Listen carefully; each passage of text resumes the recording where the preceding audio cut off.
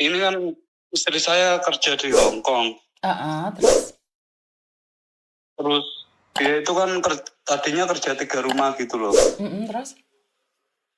Terus pas libur itu kan majikan yang satunya itu telepon terus nyariin sarung tangan terus marah gitu kan.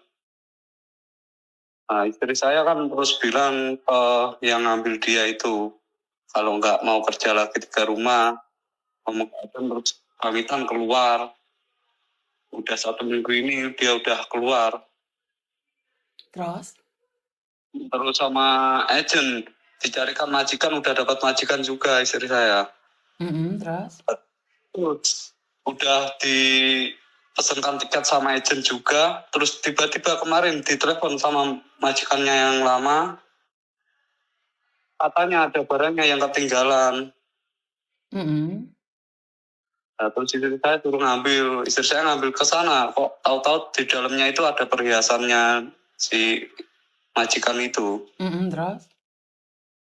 Nah, terus kemarin kan udah dibawa ke kantor polisi. Terus?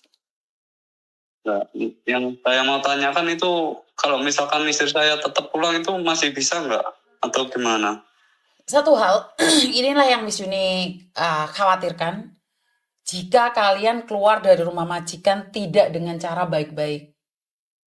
Karena bisa saja terjadi di saat kalian keluar, koper kalian, baju kalian ditaruhin sesuatu.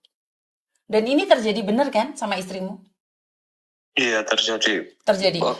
Dan kasus Padahal kan polisi. udah keluar 1 mingguan udah nggak kerja di situ. Ya, kalau memang ada masalah kan nggak perlu kabur kayak gitu. Di Hong Kong kan ada undang-undangnya. Kalau nggak cocok dengan majikan, ada dua cara. Ngasih notis berarti bulan depan baru pergi, atau ngasih notis dengan cara bayar majikan hari itu juga pergi. Istrimu di Hong Kong berapa lama kalau boleh tahu? Udah 6 tahun ikut majikan yang ini. Oke, udah 6 tahun harusnya kan pengalaman. Kalau kayak Itu gini, yang nyuruh pergi majikannya, Miss. Dia nyur, kan lapor ke agent. ngerti? Nyuruh pergi majikannya, tapi kita nggak boleh kalau tidak terbukti. Ini kan permainan majikan juga bisa jadi kan? Agar dia tidak bisa cari majikan lagi di Hong Kong, bahkan kalau bisa dia di penjara. Ini terjadi Terus pada anak buah saya yang namanya Mbak Lastri dulu. Jadi dia dituduh nyuri kalung. Akhirnya dia kasus sampai 1 tahun setengah. Dia sempat di penjara juga. Nah, istrimu sempat di penjara nggak? enggak sempat. Nggak sempat Cuma di penjara. itu kan posisi kalau pulang enggak dibawa istri saya, belum sempat ke bawah. Ngerti? Tapi kan saat kembali ke rumah majikan, posisi kalungnya kan ada di tasnya dia. Iya, itu tas itu kan tadinya di adiknya majikan yang satunya yang kan kerja 3 rumah, yang rumah ketiga itu. Tapi Terus intinya kan, sama yang rumah ketiga itu dibalikin ke bos yang ngambil istri saya itu, yang kontrak istri saya itu. intinya adalah kita nggak tahu nih dia itu, kasarannya orang ngomong nggak tahu nyuri di rumah pertama, kedua, ketiga. Makanya selagi dicurigai, dengan cara dia harus ngomong kalau dia itu kerja 3 rumah. Iya, dia sudah ngomong kerja 3 rumah gitu. Inilah yang terjadi adalah fitnah dari majikan. Saya bisa bilang ini adalah fitnah dari majikan, iya kan? Iya, iya memang fitnah. Terus gimana ini solusinya? Solusinya ya nunggu fitnah itu berlalu. Jadi Soalnya harus kan waktu hmm? waktu istri saya ke agent kan dia interview sama ini majikan baru, kan udah dapat majikan. Nah, ketemu sama yang lama, yang majikan lama itu kan ke agent juga, tapi dia kan posisi nyari pembantu. Nah, sama agentnya yang majikan lama itu dibilangin kalau suruh kerja rumah nggak ada yang mau gitu. Terus sampai sekarang kan dia belum dapat ini pembantu ini, belum dapat penggantinya istri saya. Terus dia katanya laporan ke polisi kemarin bilangnya istri saya itu nggak boleh kerja lagi di Hong Kong gitu. Iya, di backlist berarti. Bukan di backlist karena ada kasus itu. Karena majikan nggak bisa Iya. backlist, yang bisa backlist hanya imigrasi. Tetapi dengan rekomendasi majikan yang tidak baik, maka istrimu nggak ada peluang lagi kerja di Hong Kong. Karena istrimu pergi tanpa notis, walaupun diusir majikan, kalau nggak ada buktinya, kita yang salah. Itulah menangnya majikan. Kita selalu kalah. Intinya adalah jangan sampai ada sidik jari di liontin tersebut. Kalau ada sidik jarinya, kelar wes, bojomu. Terus itu misalkan tetap pulang masih bisa nggak? Nggak bisa. Kalau sudah dipegang polisi nggak bisa. Dia lari kemana? Wong kemarin mbaknya aja yang DPO aja bisa dipegang di imigrasi. Langsung dikecek. Kalau polisinya kemarin nyaranin suruh ke imigrasi dulu. Iya, extend visa. Jadi kalau udah kasus fitnah kayak gini, belum tentu 1 bulan, 2 bulan, itu bisa 1 tahun, 2 tahun itu. Bahkan 3-4 tahun nganggur. Tapi harus nunggu di situ. Iya, nggak boleh keluar dari sini.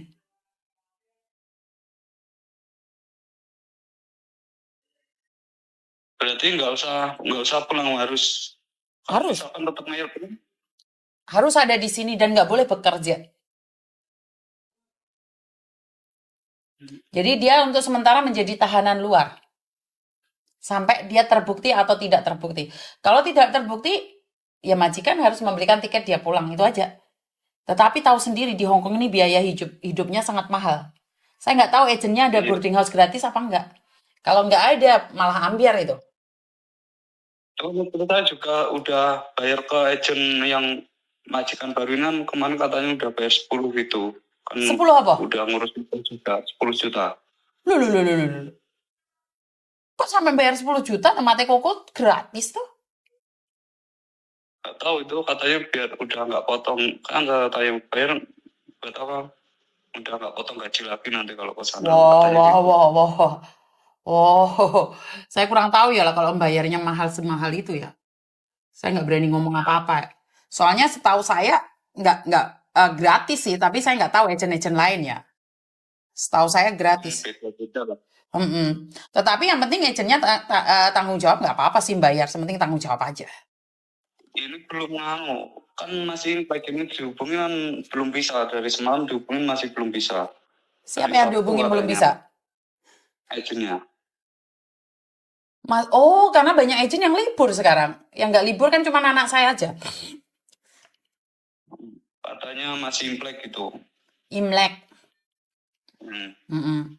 Ya memang pada kenyataannya seperti itu sih. Sekarang ini masih pada libur mereka. Ya tunggu aja. Ini solusinya tunggu di. Ini kan tanggal 6 besok suruh ke kantor polisi lagi. Iya, laporan. Laporan, selalu harus laporan. Wajib laporan. Itu sampai nggak bisa nentuin ya? Nggak bisa. Kalau kasusnya 1 bulan selesai, ya selesai. Kalau kasusnya 6 bulan, ya 6 bulan. Ada yang setahun, ada 1 tahun setengah. Jadi terus tergantung. Misalkan sampai lama itu yang nggak ada yang bertanggung jawab dong. Mau dipertanggungjawabkan apanya? Mau tanggung jawab apa? Misalkan terbukti nggak bersalah, terus kan nunggu itu lama, berarti gimana itu untuk biaya hidup, untuk apa-apa gitu? Itulah konsekuensinya. Majikan juga lepas tangan yang betul buat tuh tadi. Iya. Nggak ada tanggung jawabnya berarti. Enggak, majikan tidak bertanggung jawab jika cecenya melakukan kesalahan. Kesalah atau tidak nanti ditentukan oleh Mahkamah Agung. Iya. Kan ada tuh sampai melebu TV Hong Kong itu, ada salah satu mbaknya yang namanya Ning Nong dituduh mencuri baju majikan, sidang sampai 1 tahun lebih, ternyata dia nggak bersalah, ya udah pulang dengan tangan kosong. Bahkan dia biaya hidup di sini tuh hasil dari pemberian teman-temannya. Saya cuma percaya dengan doa aja bisa merubah segalanya. Iya. Jadi nggak bisa berbuat apa-apa, karena itu konten saya itu selalu saya katakan, jangan mau keluar dari rumah majikan, biar tidak dituduh macam-macam. Jika kamu langsung keluar dari rumah majikan, dia akan bisa punya membuat 1000 alasan untuk memfitnah kita. Sementara harus ingat, ini Hong Kong bukan tempat kita. Nggak bisa kita mentang-mentang kita benar. Makanya saya paling takutkan adalah fitnah itu. Ya memang itulah. Itu yang paling Kalau berat memang sekali. Yang paling berat adalah fitnah. Karena pada kenyataan kita nggak bisa berbuat apa-apa. Saat kita difitnah, kita nggak bisa melakukan apapun. Benar nggak sih? ya benar, kemarin cuma istri saya bilang juga saya takut kalau memang nggak salah, apa yang takut ngomong aja apa adanya. Ini nggak perlu takut, cuman kan kita waktunya sia-sia gitu loh. Iya, waktunya memang terbuang. Waktunya akan terbuang sia-sia. Bukan masalah takut enggaknya. Yang pastinya kalau nggak mencuri, nggak ada sidik jari, aman. Kalau ada sidik jari itu yang paling bahaya. Soalnya kan kemarin waktu ngambil tas itu dia masih disuruh kasih makan, kan punya peliharaan kucing itu. Suruh kasih makan kucing sama nggak tahu suruh apa lagi. Kenapa dia kesana nggak didampingin sama agennya? Dia teleponnya udah sore, si majikan itu. Ya intinya di situ terbukti ada leontin apa enggak sih kalau menurut pendapat saya. Katanya di dalam tas itu tahu-tahu ada perhiasan. Ngerti, ada perhiasan, yang penting tidak ada bukti megang barang tersebut. Tanyakan sama istrimu apakah pernah megang barang tersebut, itu pertanyaannya. Kalau nggak pernah megang, aman. Itu ya. Iya. Nanti saya telepon lagi. Pastikan apakah waktu bersih-bersih pernah nggak megang barang tersebut. Kalau nggak pernah megang, aman itu dah. Apapun yang terjadi aman. Tetapi kalau sampai ada sidik jarinya, udah, ampun dah. Iya, Miss. Terima kasih, Miss.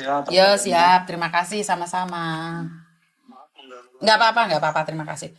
Inilah teman-teman, saya selalu katakan ini yang saya takutkan. Ini yang saya takutkan. Bener-bener ini yang saya takutkan. Apa? Kefitnah. Kena fitnah. Jadi, kalau udah kena fitnah itu sulit bagi kita untuk seperti apa dan bagaimana.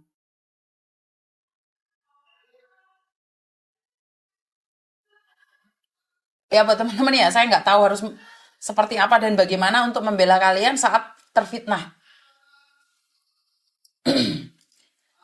Miss Juni yang sangat khawatirkan bagi kalian yang tiba-tiba keluar dari rumah majikan, intinya saya nggak tahu kabur atau disuruh majikan pergi.